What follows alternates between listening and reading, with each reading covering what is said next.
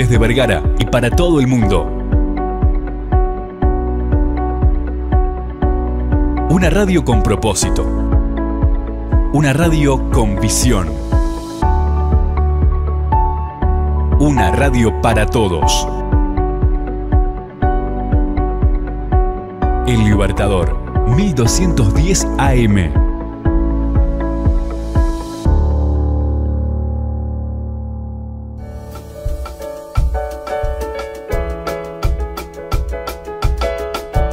Cada libro es una puerta a un universo real o imaginario.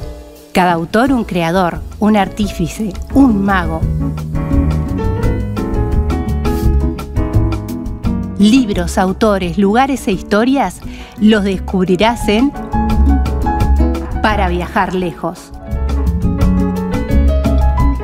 Con la profesora y escritora María García Marichal.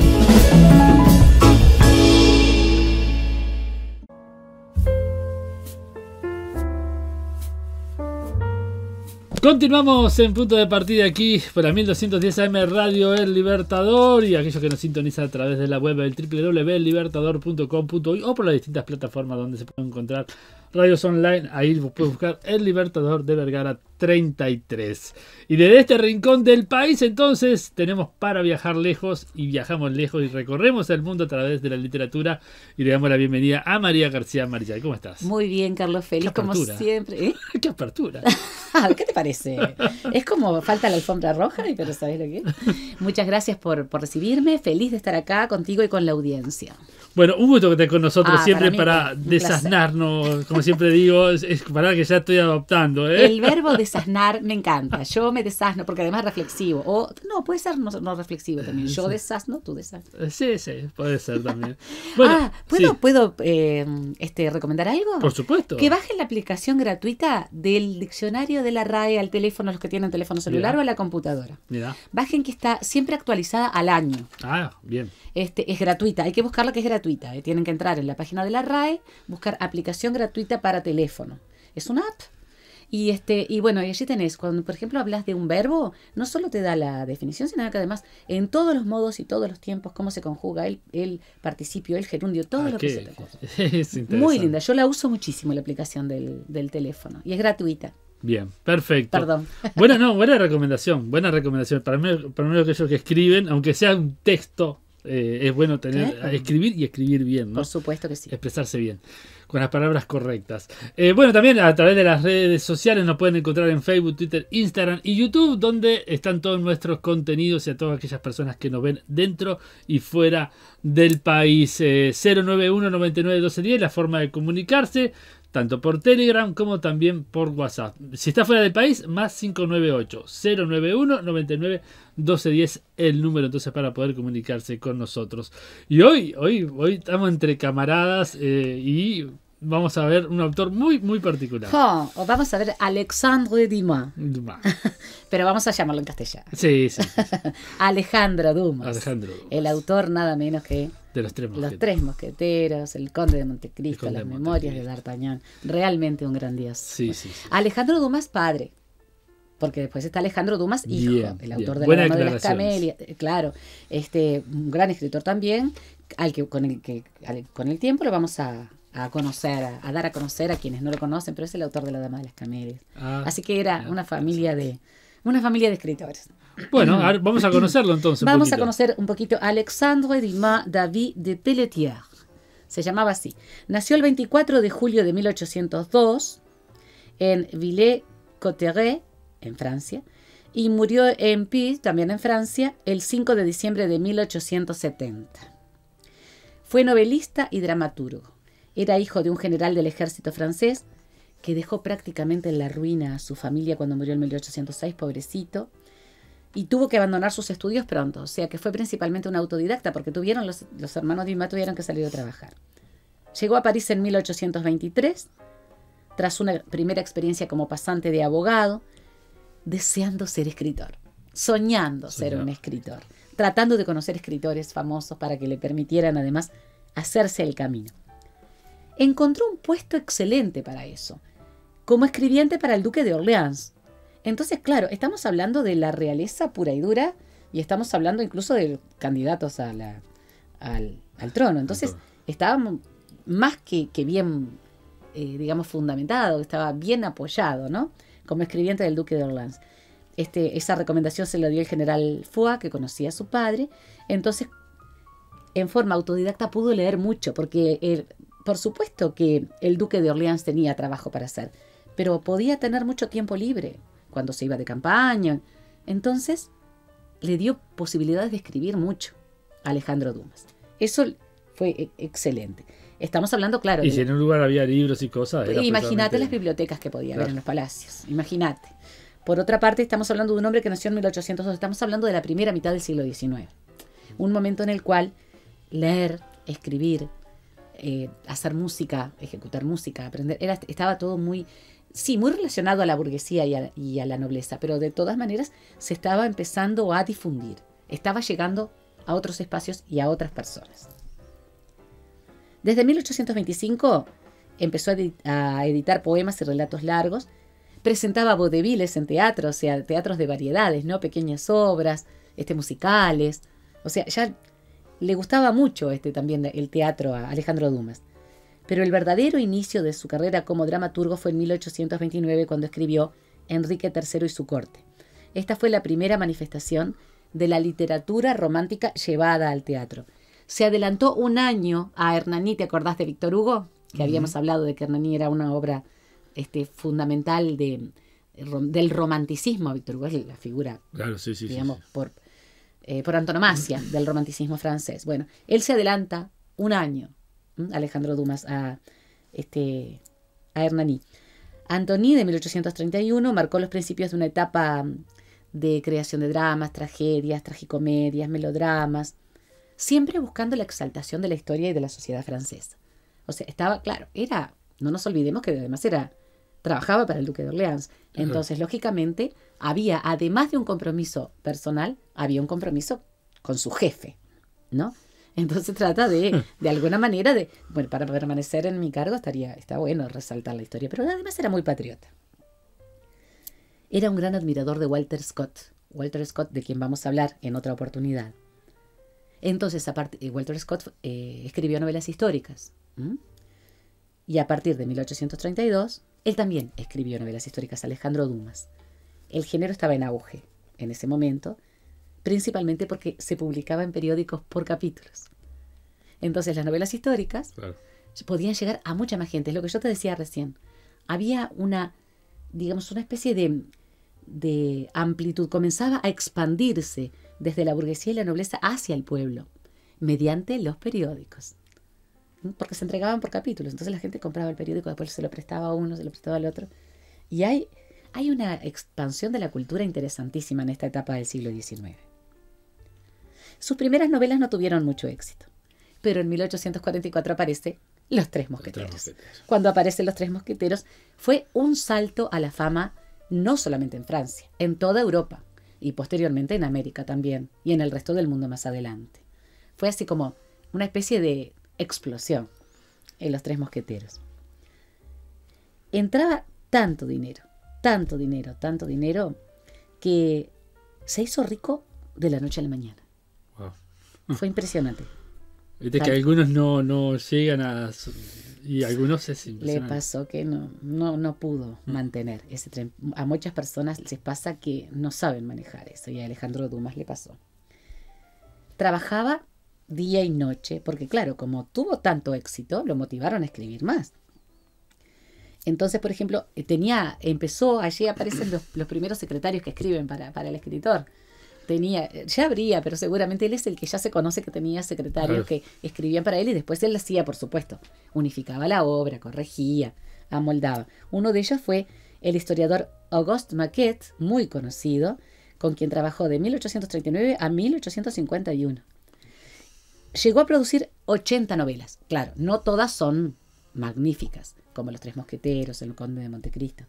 Son de desigual calidad, pero 80 novelas. Sí, y como ya tenía el nombre, estábamos hablando de Alejandro Dumas. Era el Stephen King de la época, claro. ¿no? Escribía una novela por cada 6 meses.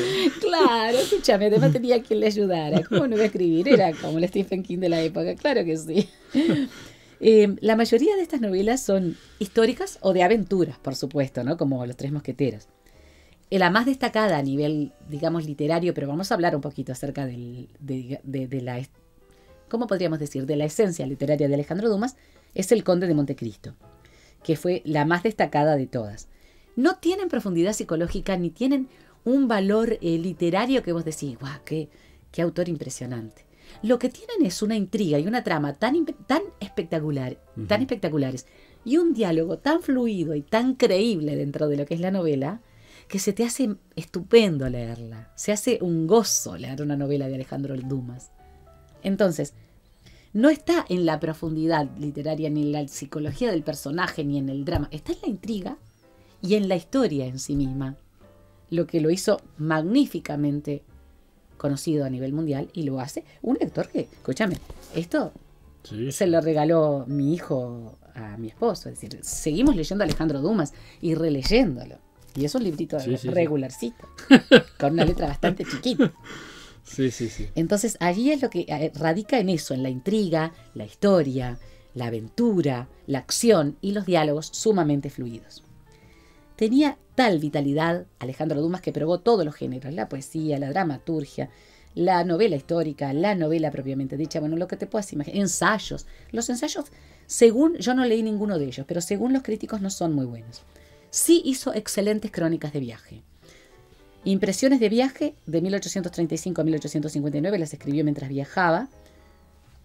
Dicen los críticos que los convirtió en el primer maestro del gran reportaje. Yo leí alguna crónica, pero no tenía, digamos, la idea de que era tan validado como cronista Alejandro Dumas. Fíjate vos, el primer cronista, el primer maestro del gran reportaje.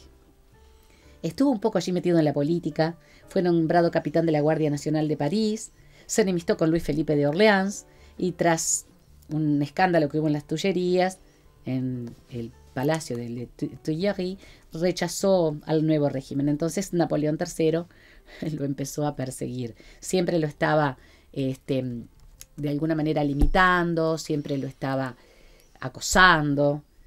Pero como te decía, no supo manejar el dinero que ganó. Y le tenía más miedo a sus acreedores, a aquellos a los que les debía, que a Napoleón III. Claro. Y se exilió en Bélgica. Le debía, como decimos, a cada santo una vela, o capaz más de una vela. Sí, realmente tenía muchísimas deudas.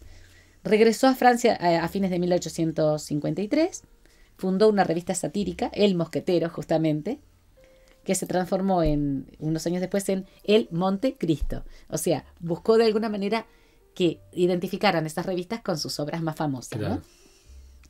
Napoleón III censuraba permanentemente lo que él escribía. Entonces se fue de Francia otra vez. ¿Y qué hizo?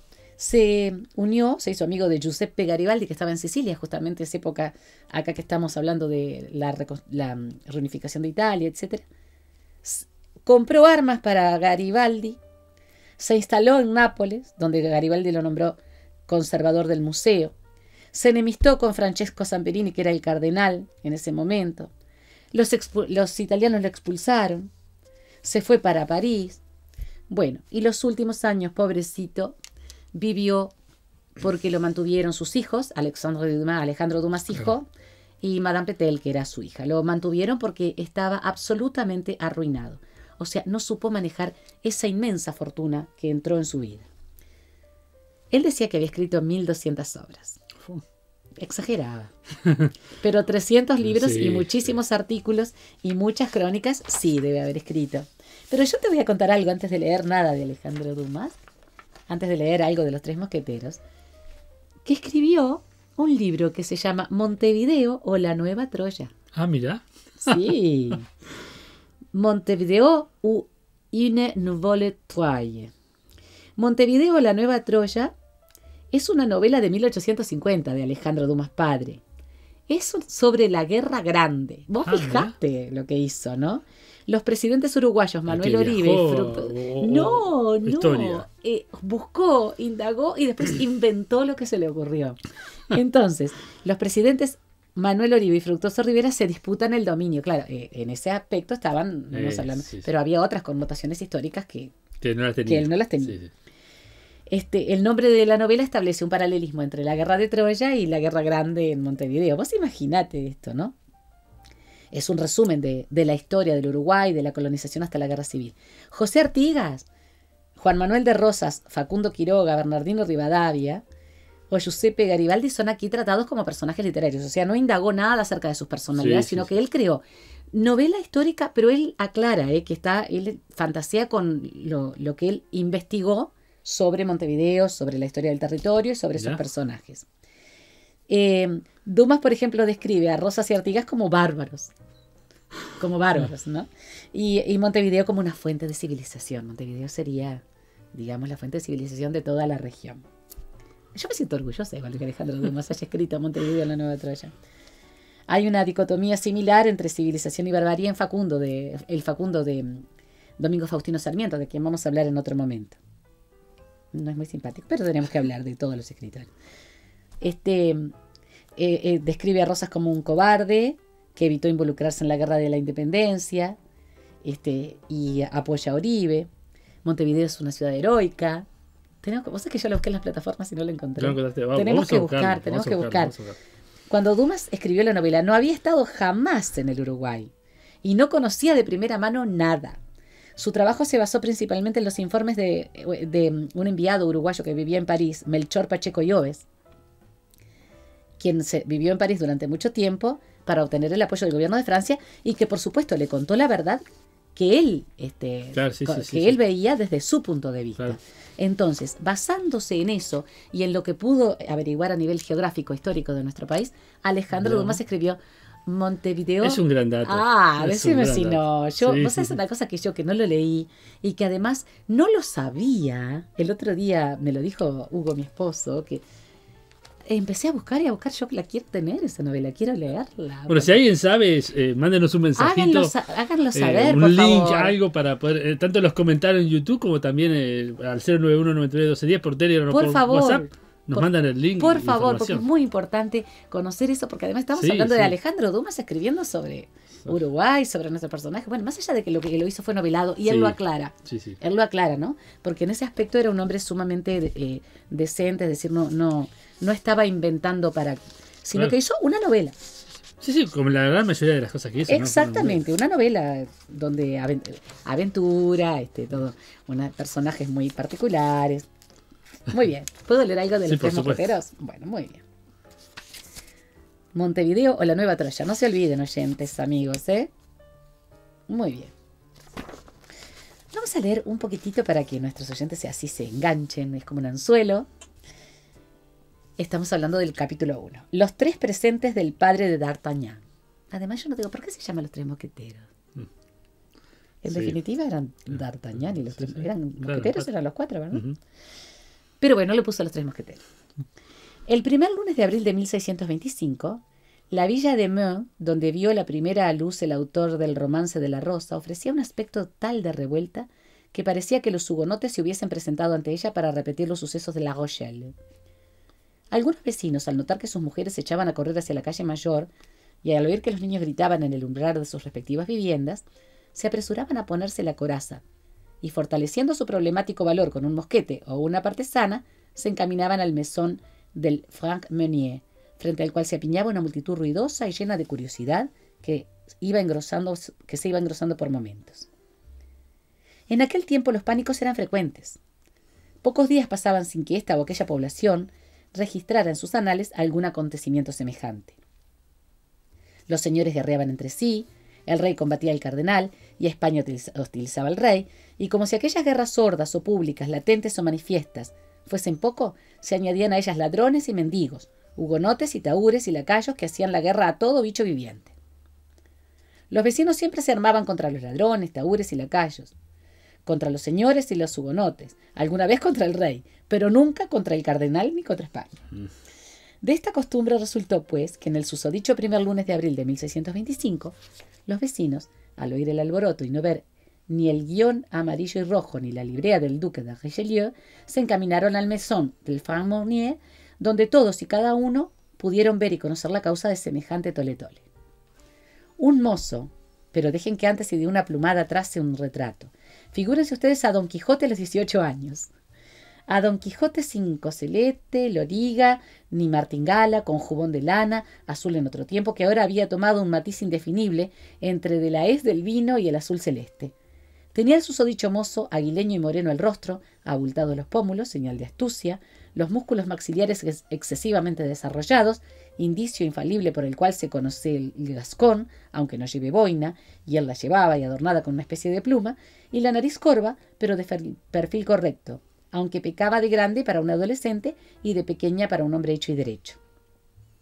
Además, y pendiente de un tahalí de cuero, llevaba el mozo una larga tizona que le azotaba las pantorrillas cuando andaba a pie y golpeaba el erizado pelo de su montura cuando iba a caballo, y sin la cual un hombre poco sagaz le habría tomado por el hijo de algún arrendador de viaje. Porque nuestro mozo era dueño de un caballo, sí señor, y resulta que el tal caballo era tan notable como fue notado. Era un jaco del Bern, de entre 12 y 14 años, de pelaje amarillo y rabo escueto, pero no sin garbarros en los remos, y que aunque caminaba con la cabeza caída hasta más abajo de las rodillas, lo cual excusaba la aplicación de la gamarra, andaba aún 8 leguas al día.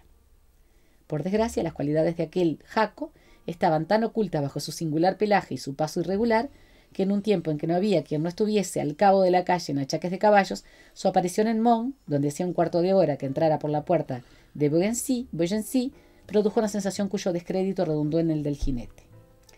Y aquella sensación había causado una impresión tanto más penosa a D'Artagnan, que así se llamaba el Don Quijote de aquel nuevo Rocinante, cuando al mozo no se le ocultaba la ridiculez en que, por mucho que fuese jinete consumado, le ponía semejante cabalgadura.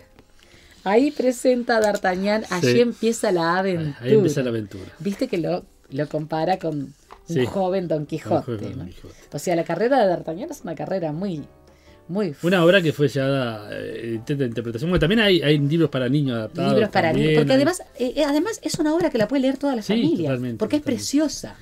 Y hay niños que hay películas, miniseries. Bueno, hay una película del 98, creo que es. Sí, del 98, donde trajo a Gerard Depardieu, Jeremy Irons, Leonardo DiCaprio. Gerard Depardieu. Es una belleza esa película, por favor. Y bueno, y si hablamos también de Gerard Depardieu, al mismo año, hizo El Conde de Montecristo, una miniserie francesa. Exacto. Que está muy buena. También la vi. También la vi. Me gusta muchísimo Gerard Depardieu. A mí me gusta mucho como actor. Como actor. Quiero dejar clarísimo como actor. Como actor me gusta, a mí también. Me parece un gran actor. Un gran actor. Y en este caso, por ejemplo, es Los Tres Mosqueteros y después El Conde de Montecristo. Después hay varias adaptaciones, como decís vos, miniseries. Claro, son obras grandiosas, porque son obras de lectura amena. Claro. Yo sé que, claro, en esta traducción, por ejemplo, hay mucha cosa que buscar en el diccionario, porque habla de elementos de ropaje antiguo, de la cabalgadura, el caballo, más allá que parece que era un caballo bastante feo. Habla de distintos... Bueno, pero la misma contexto te va dando. Te va dando el contexto, y además está la aplicación del diccionario de la RAE. No tiene contrato con la RAE. No, nada, eso es gratuito.